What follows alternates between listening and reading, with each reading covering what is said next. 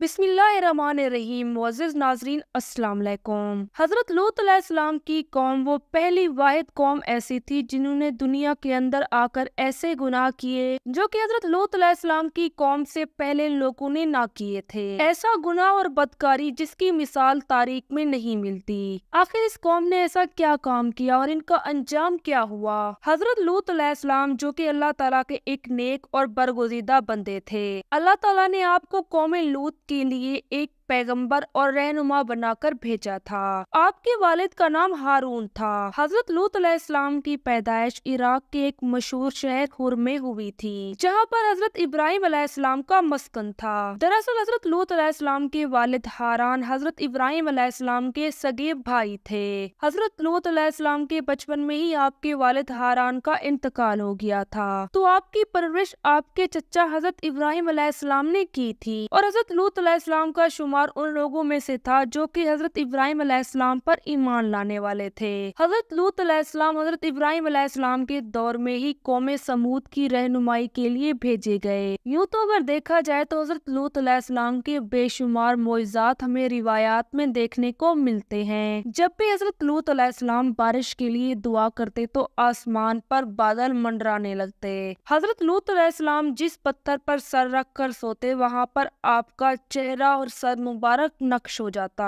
حضرت لوط علیہ السلام قوم سدوم کے لیے مبعوث فرمائے گئے تھے۔ سدوم ایک واحد ایسا علاقہ تھا جس کے آس پاس 5 شہر آباد تھے۔ سدوم کے آس پاس موجود 5 علاقوں میں سے ہر ایک علاقے کی آبادی تقریباً 1 لاکھ سے زیادہ تھی۔ یہ ایسے علاقے تھے جہاں پر ہر طرف سرسبز و شاداب کھیت موجود تھے اور یہ لوگ طرح طرح کی فصلیں وہاں پر اگاتے تھے۔ قوم سدوم کے ان علاقوں میں کثرت سے پھلوں کی مقدار بھی پائی جاتی تھی۔ ان بستیوں کے اندر اس قدر اناج اور اللہ تعالیٰ کی رحمت ہونے کی وجہ سے یہ لوگ خوشحال تھے۔ یہی وجہ تھی کہ آس پاس کی چھوٹی چھوٹی بستیاں یہاں پر آ کر چیزیں خرید و فروخت کرتی تھیں، جبکہ قوم سدوم کے لوگوں کو یہ بات ہرگز بھی ناپسند تھی۔ قوم سدوم کے لوگ یہ چاہتے تھے کہ جو چیز بھی ان کی بستیوں میں موجود ہے وہ ان کے لوگوں کے لیے بنی ہوئی ہے، اور یہ لوگ چاہتے تھے کہ آخر کوئی ایسا طریقہ کار اپنایا جائے کہ ان لوگوں کو اپنی بستی کے اندر داخل نہ ہونے دیا جائے۔ قوم سدوم کے یہ لوگ آپس میں بیٹھ کر ابھی باتیں ہی کر رہے تھے کہ شیطان انسانی شکل میں ان کے پاس آیا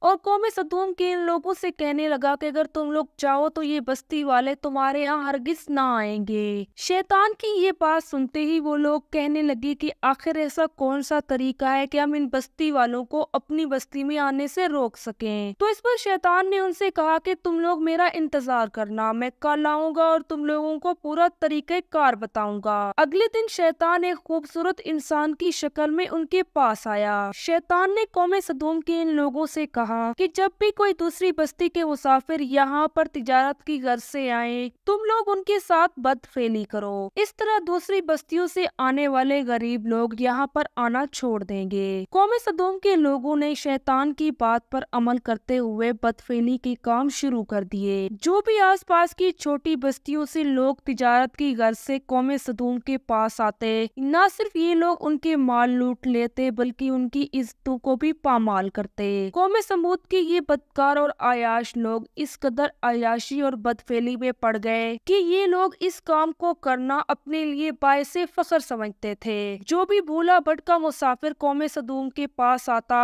یہ لوگ اسے تڑپا تڑپا کر مار دیتے تھے اور پھر اسے برہنہ کر کے اسے دفن کر دیتے تھے۔ حضرت لوط علیہ السلام جنہیں اللہ تعالیٰ نے قوم سدوم کی لوگوں کی رہنمائی کے لیے بھیجا تھا، انہوں نے نہ صرف قوم سدوم کے لوگوں کو حق کی دعوت دی بلکہ انہیں صحیح اور غلط کے بارے میں بھی بتایا۔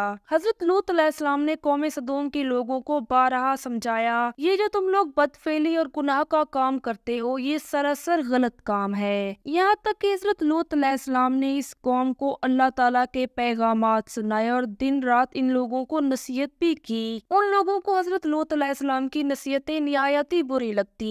یہ لوگ حضرت لوط علیہ السلام سے کہتے کہ یہ جو کام ہم کر رہے ہیں یہ ہمارے لیے سب سے بہترین کام ہے۔ قوم لوط جو کہ حضرت لوط علیہ السلام کے سمجھانے کی وجہ سے ان سے تنگ تھی، انہوں نے حضرت لوط علیہ السلام سے کہا کہ اگر تم نے ہمیں سمجھانا بند نہ کیا تو ہم تمہیں اپنے شہر سے بھی نکال دیں گے۔ اپنی قوم کی دھمکیوں کے باوجود حضرت لوط علیہ السلام نے اپنی تبلیغ کو جاری رکھا۔ लिहाजा एक दिन ऐसा आया कि अहले सदूम ने हजरत लूत अलैहिस्सलाम से ये कहना शुरू कर दिया कि हम पर जो अज़ाब इलाही आना है उसे आने दो। हालांकि अल्लाह ताला ने कौम सदूम के इन बदकार और बदफेल लोगों को ढील दे रखी थी। कौम सदूम के इन लोगों ने हजरत लूत अलैहिस्सलाम से ये कहना शुरू कर दिया, अगर तुम सच्चे हो तो हमारे ऊपर अज़ाब इलाही ला कर दिखाओ।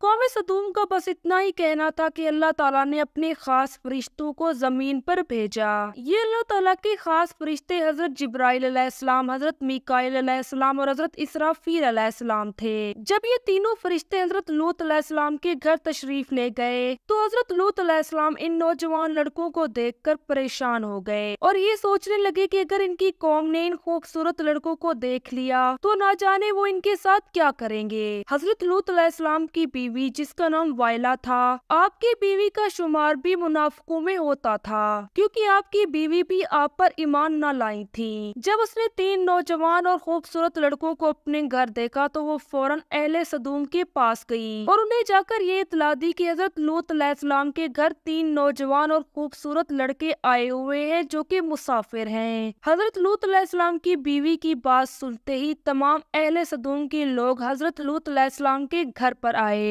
तो हजरत लूत अलैहिस्सलाम ने घबराकर उन तीनों लड़कों को अपने घर के अंदर छुपा दिया और हजरत लूत अलैहिस्सलाम ने अपनी कौम के लोगों से कहा कि ए मेरी कौम के लोगों, ये जो हमारी कौम की लड़कियां हैं ये पाक हैं और तुम पर जायज हैं। हजरत लूत अलैहिस्सलाम की इस नसीहत पर कौम सदूम के लोग कहने लगे, ए लूत अलैहिस्सलाम हमें ज्यादा नसीहत मत करो, हमारे लिए जो ठीक है और मुनासिब है हम वही करेंगे। हजरत लूत अलैहिस्सलाम ने उन तीनों नौजवान लड़कों को अपने घर के अंदर बंद कर रखा था जबकि कौम सदूम के लोग आपके घर का घिराव करके खड़े थे। उनमें से बाज लोग ऐसे थे जो कि आपके घर की दीवार पर चढ़कर आपके घर जाना चाहते थे।